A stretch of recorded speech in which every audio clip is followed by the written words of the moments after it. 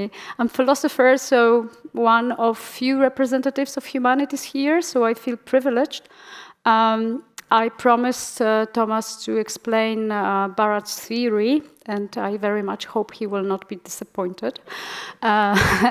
Because what I'm going to do is to show you what I think about her theory and how I see it.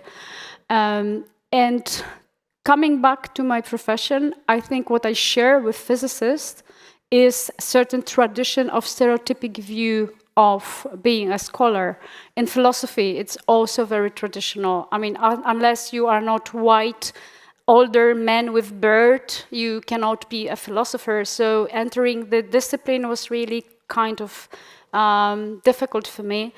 What I'm going to do is to give you some snapshot about nature-culture division in view of my reading of Barrett. I'm not allowed to explain what she does, but I'm really encouraged by her definition of doing interpretation. As you can see from the slide, she's doing so many different things. She's reconfiguring, she's rereading, she's querying stuff which is based in tradition of philosophy, which makes it very metaphorical and vivid and difficult. But what I wanted to do is just to concentrate on certain notions to point out how the division between nature and culture, if it is sustained, will be an obstacle to provide gender dimension in physics and in science in general, and in understanding how we should do science.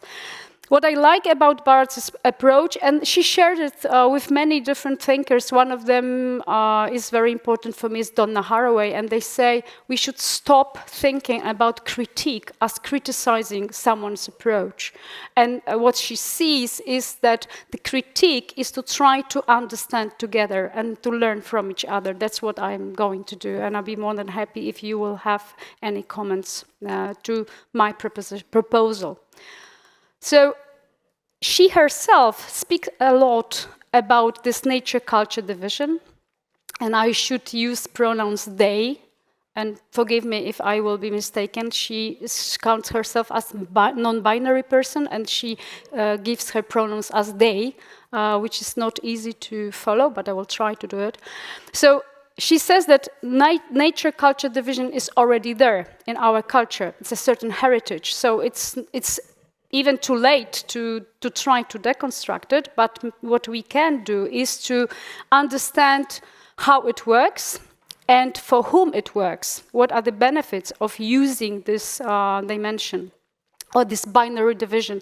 And I will try to point out certain interpretation how it works in the basis of what we think about science and how to do science, and why feminist approach is so difficultly adopted, both in philosophy but also in physics, as I can learn from all of you talk.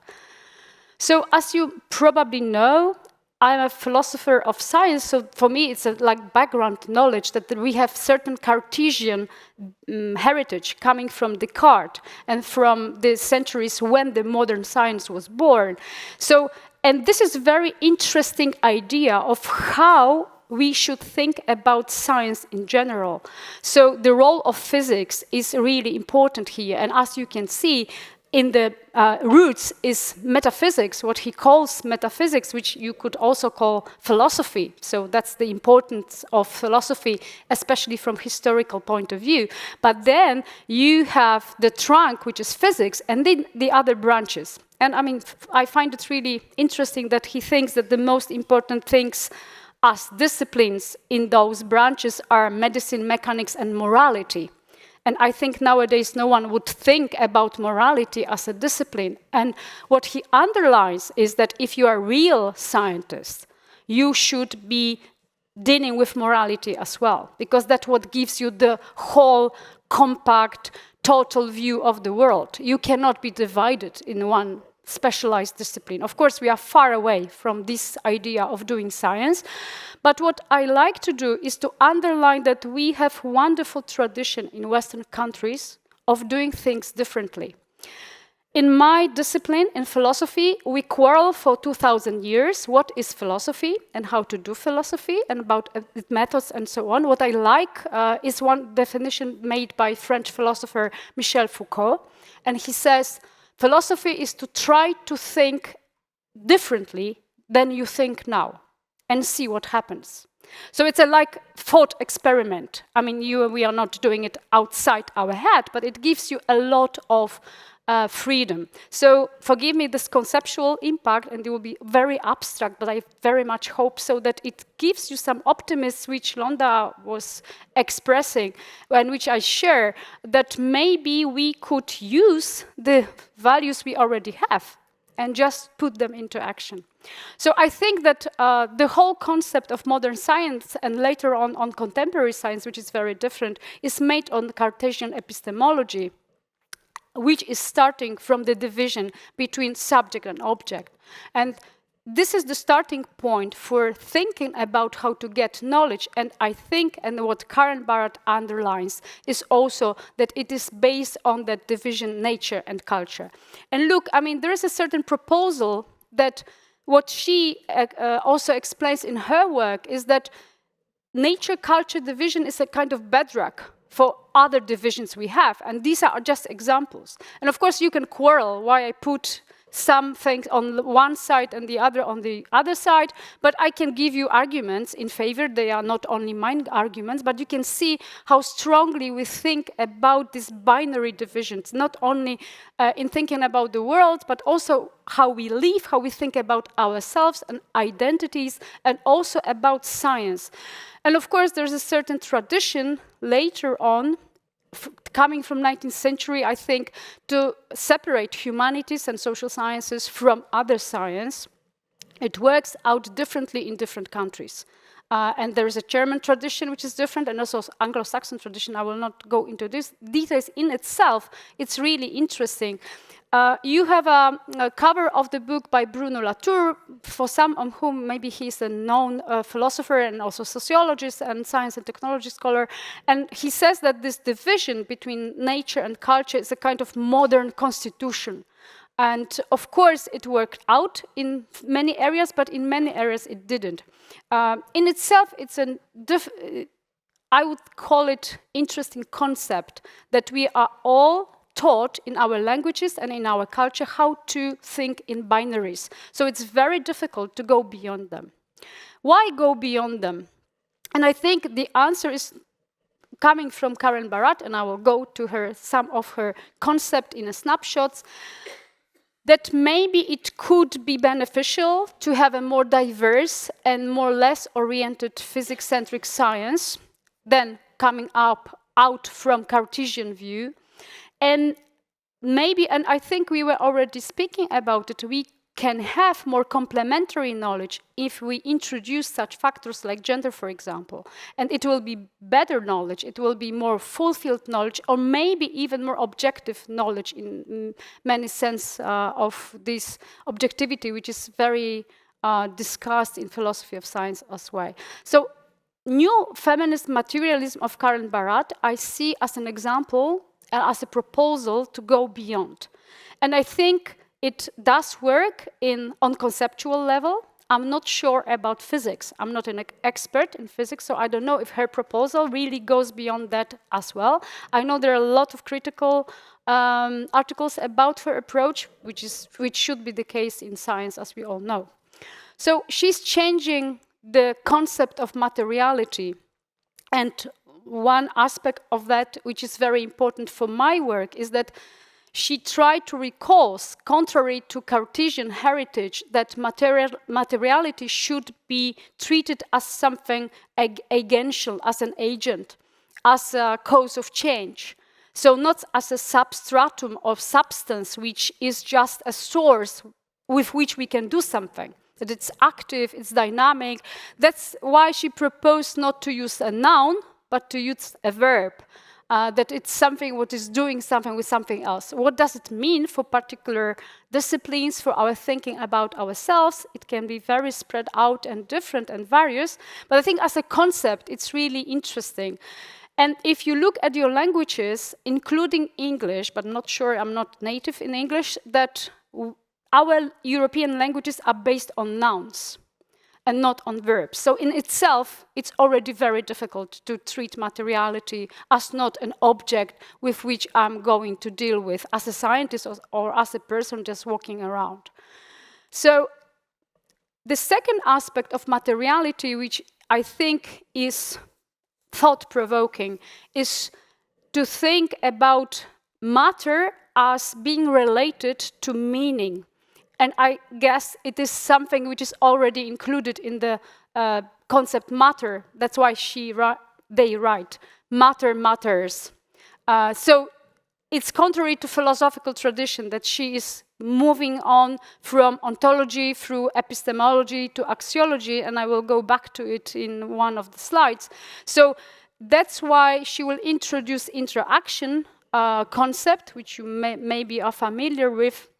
So matter is differentiating the world, but not only on material level in classical sense, but also on the level of how we value it. And how we think about it, how it makes a change, how we recognize the change. I guess it is in line with quantum mechanics as she interpreted. That's what I would like to know from you. I can just read her and follow what she says about quantum mechanics. One of her very famous concepts, which is in accordance in accordance with what she understands by materiality, is interaction.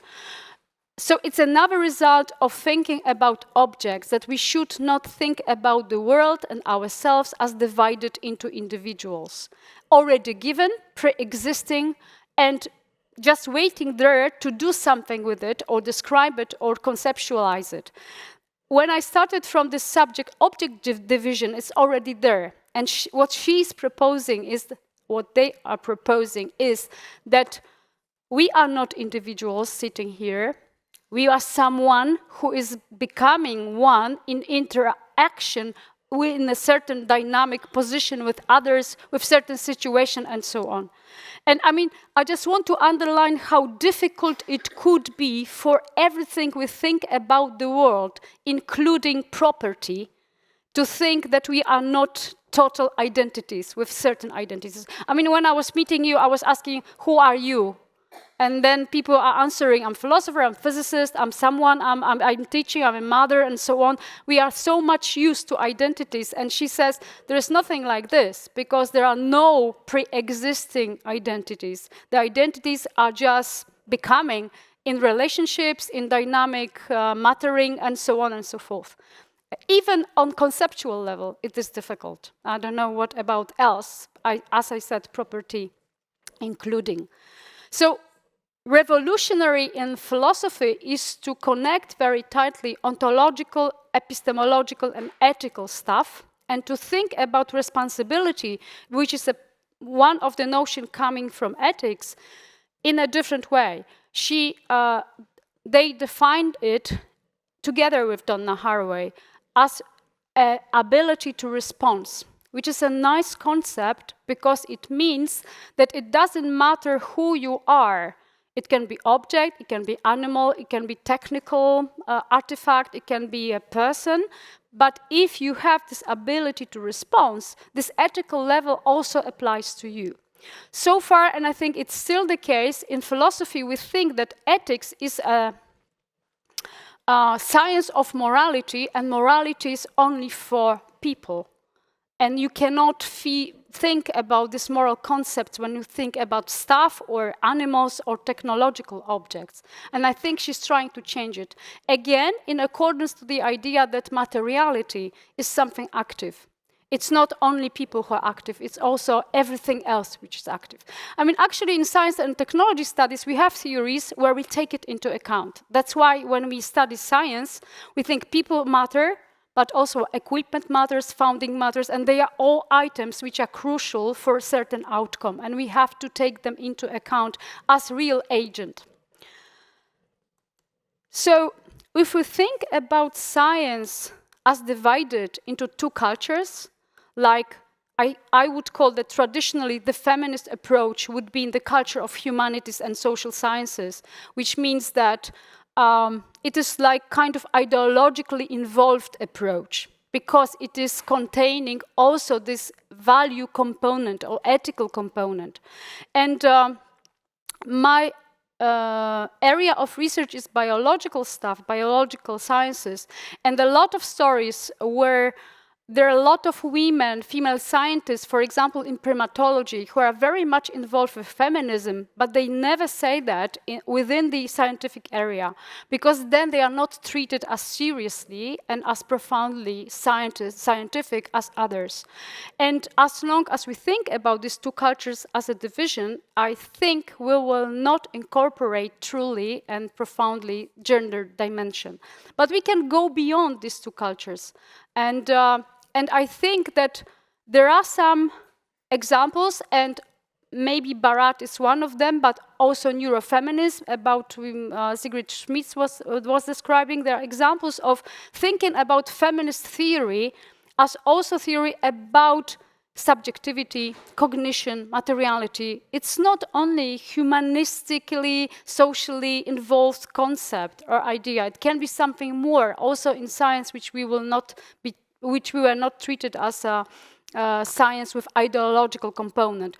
I use that name ideological, but I would rather say that this is more objective when you introduce gender, race, social class, and other factors into your story. So